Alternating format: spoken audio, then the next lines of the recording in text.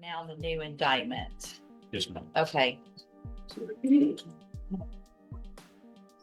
And so we had the bond hearing on right already. Is that right or no? Well, it was, I don't remember. for today, before he was indicted, I was notified of a motion to have a bond set. And then in the meantime, there he was indicted, and so I filed a motion for a bond reduction. Okay. And is that in both cases? Or You know, just the, it's just in the newly the new- indicted case. We have Right. a set bond, I believe, in the. we have already? We have I not. have not. And so. In the murder or in the MTRP? In the MTRP. MTRP, and so I don't know if that's going to be. Is entitled to a bond in that one because it's deferred. And then a bond should have already been set in the murder. At this stage, the court is juggling two serious matters of probation revocation and a new murder charge, both of which heavily influence bond decisions and increase the defendant's overall legal risk. All right. So you're Thaddeus McCrae. Yes, ma'am. And so Mr. McCrae, in clause number 21-38959, has a motion to revoke his probation, the underlying offense of aggravated assault causing serious bodily injury. And then we have clause number 26 BCCR 0399, which is the new indictment charging Mr. McCrae with the offense of murder.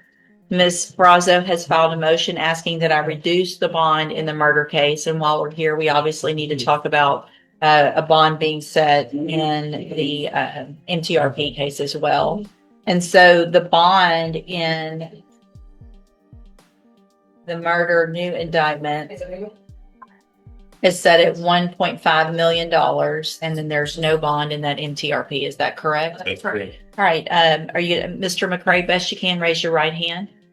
Do you swear or affirm the testimony you're going to give in this hearing will be the truth, the whole truth, and nothing but the truth? Yes. Thank you. Ms. Brazo, you may proceed. Would you state your name for the record? Right. And we're here today on the motion to reduce your bond that's currently set at $1.5 million to $50,000. Is that correct? Yes, ma'am.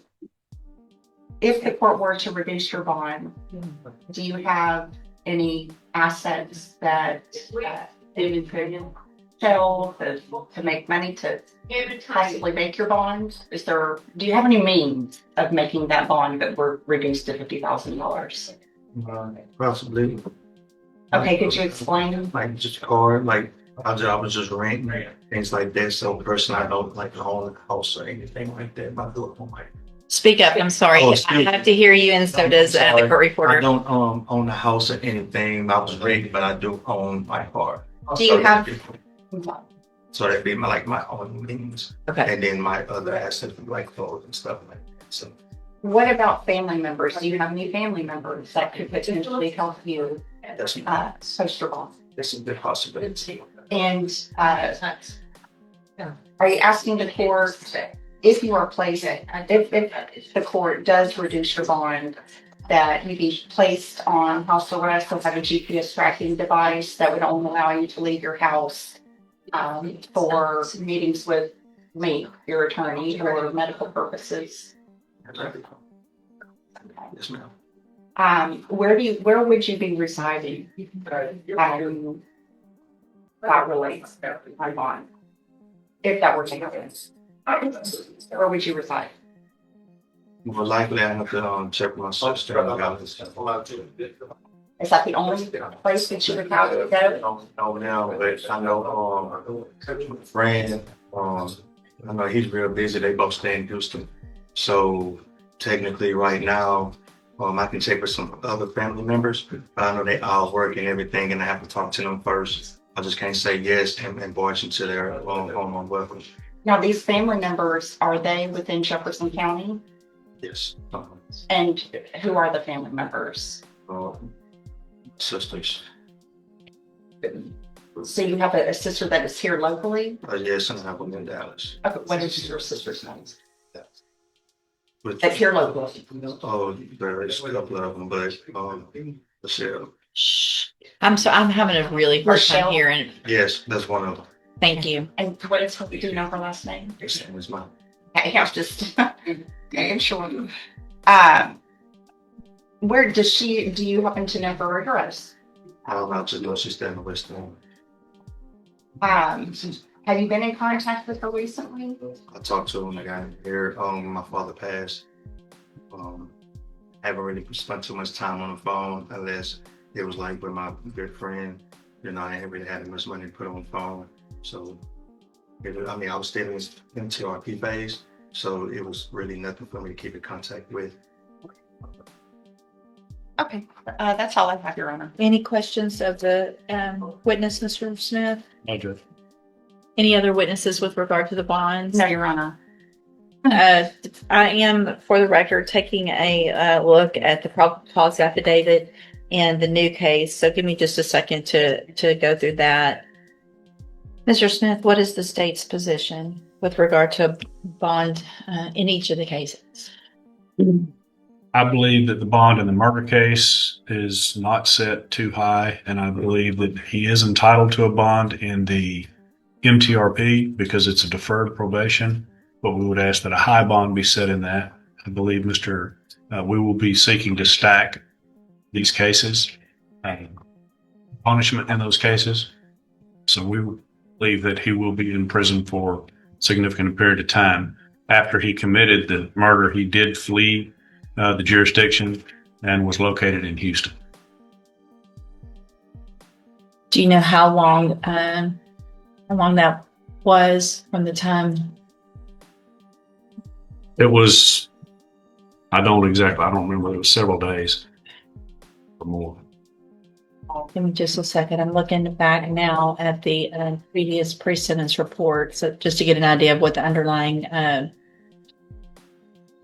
Excuse me, I know. Hang on, just a second. I'm on that. If you recall, Judge, this is the case. We were in trial on the sexual assault, and the state had rested. And when the state rested, the defense wanted to recall the victim, Yes. and the victim we were unable to locate to bring back. Okay. And so that was the reason that he pled to the aggravated assault rather than was sentenced by the jury to the sexual assault. Got you. Your Honor, if I could allow Mr. McCray to respond to the fact that, or to the statement that he was in Houston, if I may. Sure. Okay. I was never in Houston. I never left this jurisdiction. I was found at my ex's house the next day. I never left. And on Euclid. Yes, I never left. Okay. So for me to flee, never left. And that is correct, Your Honor. He was arrested at Euclid, and there was some steps that were taken after that to search the residence, Right. and so forth. But it's my understanding from that point, which was either the next day or within a few days, he was apprehended there. Okay. I think you have some misinformation on that, maybe. Or... There was some info. I don't have the file with me, Judge. I just remember reading that they had suspected that he had been in Houston. Okay. But now that I think about it, we have found the motorcycle that was used in the murder. There's no more. You're thinking of, It's different. You're thinking of a different case. It was that one. That's the other case I've got cited. I apologize. Yeah. I'm getting confused. Okay. Do you have your file in this case? I don't have it down here. It's upstairs. On the offense date? Okay. Your Honor, also, if I may allow Mr. McCray to speak about this, since the underlying offense for him being placed on deferred adjudication, there were some allegations made as to what happened that he would like the court to be aware of. And I wasn't part of that. That's all case, done. so I On just- probation okay. for it. Entered a plea of guilty to the aggravated assault. I was there, listened to Okay. the trial. I don't need any other information on that. So in cause number 21-38-55959, I'm sorry, which is the motion to revoke unadjudicated probation, I'm going to set the bond in that case at $400,000.